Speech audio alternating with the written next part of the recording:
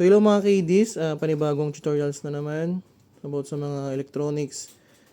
Ang issue kasi nito is hindi siya si swing. So meron tayong tutorial dyan sa ibang part na nasira o pwedeng ayusin. Ito kasi, na-check ko na yung likod niya.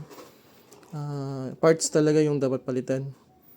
So papakita ko sa inyo kung ba't hindi siya gumagana. Saksak ko lang to. Yan, so naka-plug in na yan. Yan, so gumagana siya. Kasi ang issue niya is ito. So, umiikot naman siya, ibig sabihin walang tama yung gearing niya dito. Ngayon, dapat pag ganito, steady siya.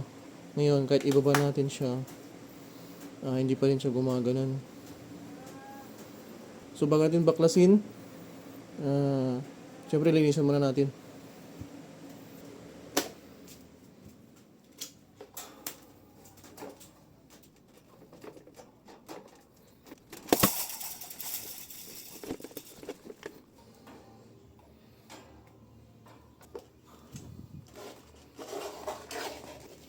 Makita kayong screw dito sa likod niya. So, tanggalin nyo lang yan. Gamit kayo ng screwdriver.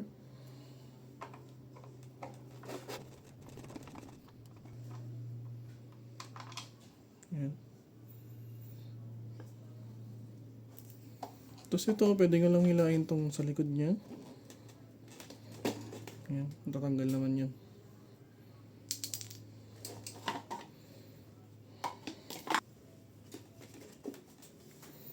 So, tanggalin natin tong dalawang screw.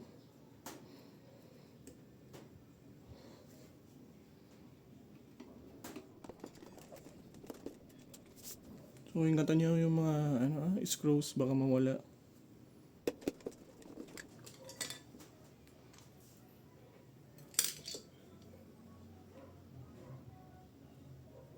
So, check natin yung sira.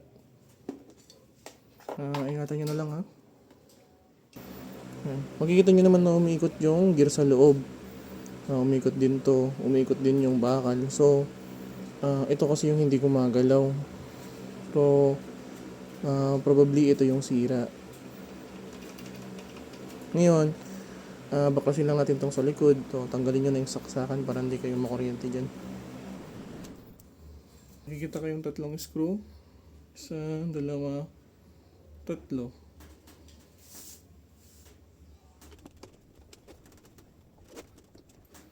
Ito yung isa. Ito.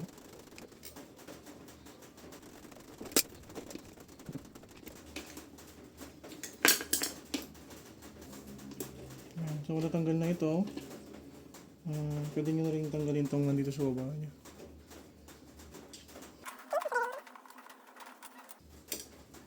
So, yan. Ito lang yung tanggal nito sa baba. So, dapat kasi ito, nakakonect dito. Bali ganyan dapat siya. Epoxy, o kaya glue. Pwede naman siyang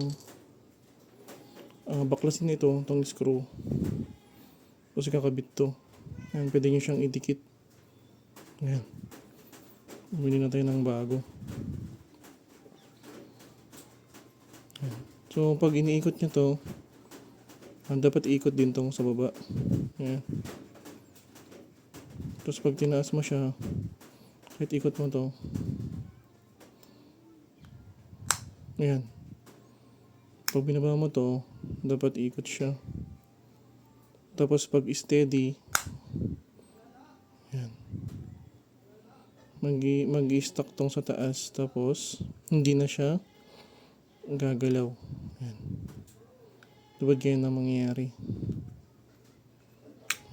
Kapit na natin. Ang gagawin nyo lang is maklasin nyo lang yung sa taas. So hindi natin i-remedyo na yun kasi ito is worth 50 to 100 pesos lang. So pag bumili ka pa ng pandikit, ganoon na rin yung presyo niya.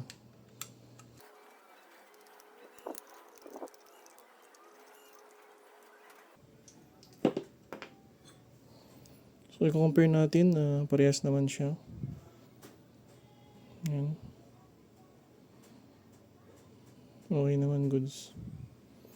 Ang pinagkaiba lang is yung sa ibabaw. So, hindi ko kasi napansin. So, dapat pag bumili kayo is same dapat siya.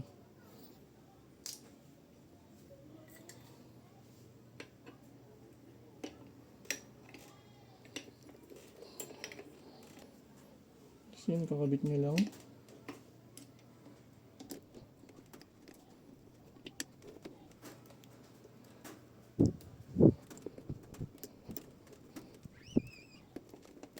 Be sure na lang na higpitan nyo ng ayos. Huwag naman yung sobrang higpit kasi plastic yan. Baka mabasag din to.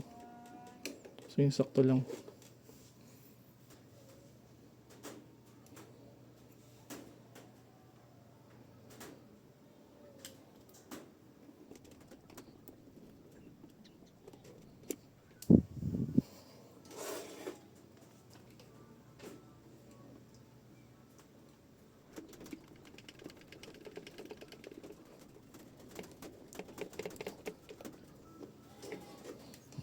Yun, okay na.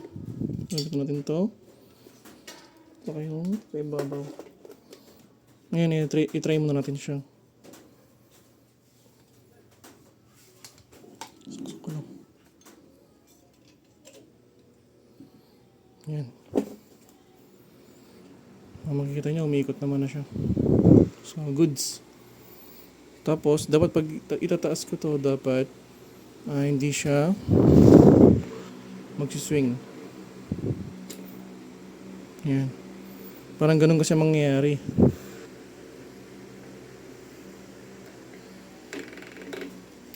Parang ganyan. So, ibalik na natin tong case niya. Tapos, final try. Be sure na tanggalin niya yung saksakan, ha.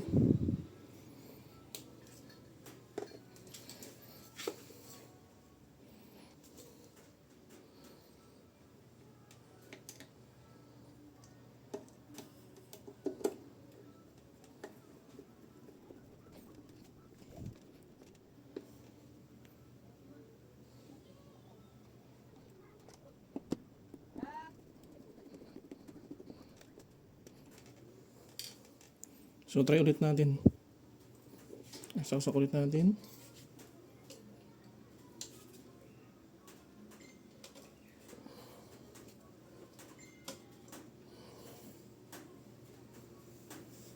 Ayan, so nagsiswing na siya. Ayan, nilay natin, itaas natin siya. Ayan. So, dapat steady lang. Pindot para mag-swing. Tapos, ila para mag-steady. So, goods. Ibalik na natin lahat.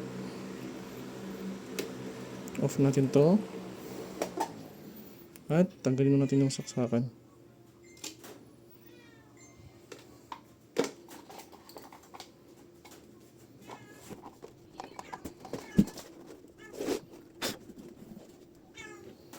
So, pwede nga nang ibalik to.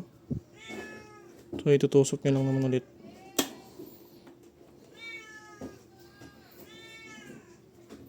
Then lastly, itong screw sa likod.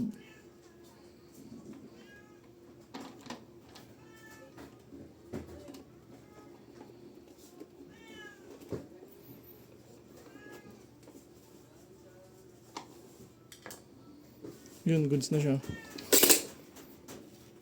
Pwede nyo na ulit magamit yung electric fan niya. Sasakulit natin.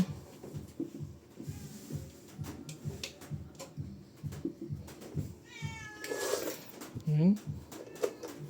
Number 1. Yan, okay na siya. Nag-swing na siya. Tapos, pindot. Ay, hila. Para mag-steady. Steady. Tapos, swing. Ayan. Goods na ulit. Dahil lang sa 50 pesos na worth ng ganito. So, yun lang po. Thank you for watching. Sana nakatulong kami sa inyo. And don't forget to like, share, and subscribe. Bye!